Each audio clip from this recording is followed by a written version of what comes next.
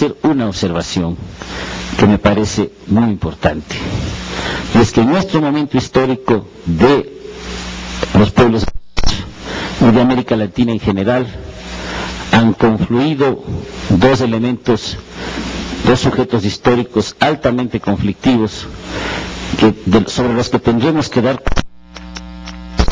no mucho tiempo ya reflexionando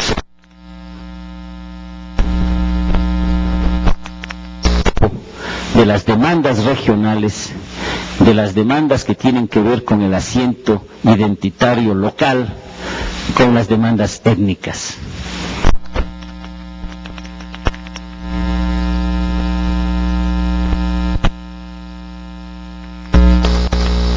Que insurgen, que patean el tablero político, lo que se encuentra es una reivindicación regional que tiene una estrecha imbricación con la identidad étnica insurgente. Creo, por lo tanto, que tenemos ahí un gran tema nuevo que tratar y que, aunque tiene antecedentes europeos y sobre todo antecedentes africanos, tiene características muy específicas en América Latina. Vamos a tener que comenzar a reflexionar nuestra historia, al menos cruzando esas dos variables fundamentales que son lo regional y lo étnico, para dar cuenta de la naturaleza de nuestras sociedades en el pasado y para dar cuenta de la conflictividad de nuestras sociedades en el presente. A eso, desde luego, como bagaje en la discusión histórica, el tema de género, el tema que tiene que ver con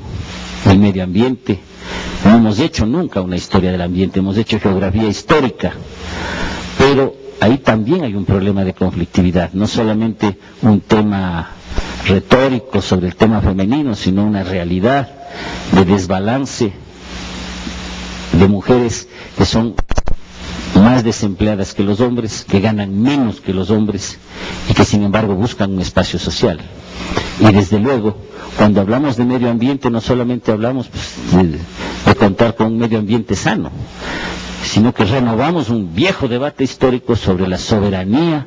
la disponibilidad de nuestros recursos humanos y sobre todo de nuestros recursos naturales, que yo coincido también con nuestro coordinador, que no pueden verse desde una perspectiva aislada. Los actores humanos y el medio ambiente están tan estrechamente ligados que no entendemos la historia. Creo entonces que, lejos de tener un tema hacia atrás de explicación por qué la historia terminó, estamos ahora más bien con el gran desafío, con la gran pregunta hacia adelante de por qué la historia se aceleró en los últimos años.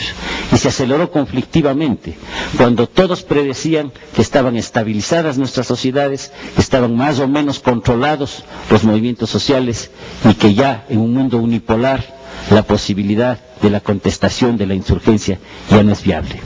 La gran pregunta entonces, a mi juicio, la gran pregunta para historia a debate es ¿por qué la historia latinoamericana y la historia andina de los últimos tiempos se ha acelerado con un nivel de conflictividad que nosotros tenemos que estar a la altura de responder? Yo creo que esa es una gran pregunta que tenemos que afrontarla hacia el futuro, y si la contestamos adecuadamente encontraremos la respuesta de que el fin de la historia simplemente era una trampa ideológica en la cual no podemos caer ni siquiera como principio, peor aún en la práctica de una Latinoamérica movilizada, agitada, en cambio tan acelerado. Esto por fin nos plantea claro el comenzar a hacer un poco más de historia política, de revalorizar la naturaleza de la historia política como tal, y por otra parte, desde luego, comenzar a pensar que historia es algo que tenemos que comenzar a reflexionar desde el día siguiente de que los acontecimientos suceden. Yo he tenido ahora precisamente que trabajar un poco como actor y al mismo tiempo como historiador sobre cómo explicar los últimos años para un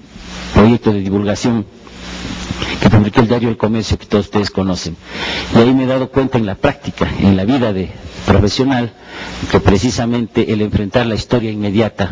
es un tema que nos lleva a contestarnos este gran interrogante sobre el futuro de nuestra profesión.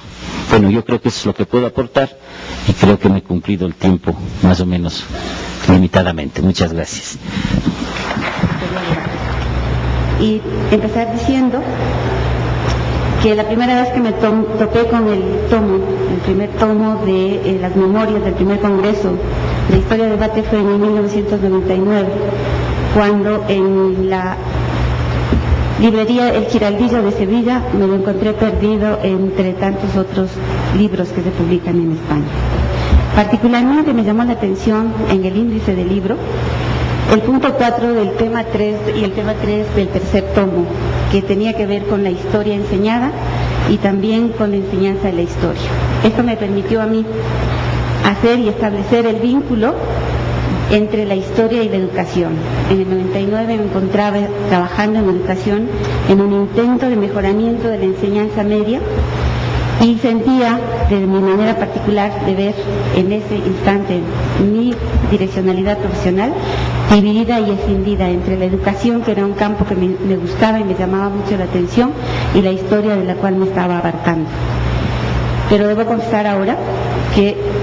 ese primer acercamiento hacia historia-debate me permitió encontrar la unidad y la conjunción en lo que es la historia de la educación, campo en el que actualmente me desempeño. A partir de esto, tuve también el deseo de inscribirme en las redes de Historia-Debate y el año pasado de asistir vía internet al tercer Congreso de Historia-Debate y estar más o menos al tanto de lo que se estaban debatiendo en esos momentos, aunque las madrugadas eran terribles. A las 10 de la mañana eran acá a las 3 de la mañana, pero también sirvieron para poder escuchar la magnífica intervención de Alejandro Bertrán, que lamentablemente falleció con el mes y tiempo de aquel encuentro. Y ver también todas las disertaciones, escuchar también todas las disertaciones que se dieron días de congreso y que nos pusieron en contacto a varios miembros de la red en diferentes partes del mundo y que pudimos de alguna manera intervenir y también mantener coloquialmente una conversación con quienes estaban en presencia durante esos días del congreso. Creo que para mí es importante que haya venido Carlos, que se haga este acto en el marco del Congreso de Historia, del séptimo Congreso de Historia de la Educación Latinoamericana, porque intentamos también hacer un acercamiento hacia la historia. La educación es un campo interesante e importante que debe ser visto también con los ojos del historiador público. Gracias. Continuamos con Rocío Pazmiño. Ella es historiadora y vicepresidenta de la Asociación de Historiadores Ecuatorianos. Señoras, señores, compañeros de mesa, buenas tardes. Para la Asociación de Historiadores del Ecuador, una de las instituciones que convocan este evento, es placentero participar en este acto de lanzamiento de Historia a Debate en el Ecuador. Varios de los miembros de la Asociación de Historiadores hemos seguido de cerca y con mucho interés el proceso de construcción de esta red de debate y de reflexión internacional.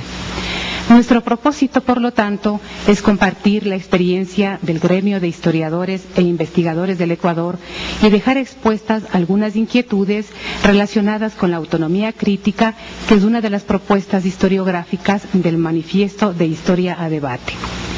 La Asociación de Historiadores del Ecuador se fundó en 1984 como una organización profesional y autónoma para promover el desarrollo histórico de las ciencias sociales a través del fortalecimiento de las relaciones interdisciplinarias y la difusión de los trabajos,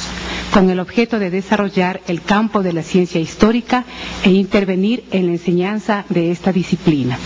Fue igualmente su objetivo lograr el reconocimiento profesional del historiador y el reforzamiento de la autenticidad cultural y de la autonomía política del país.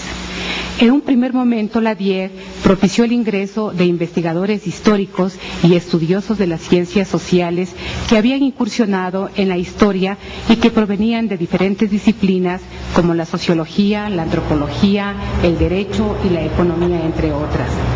Cabe señalar que con esta faceta, la asociación busca una alternativa a la historia positivista propiciada desde la Academia de Historia.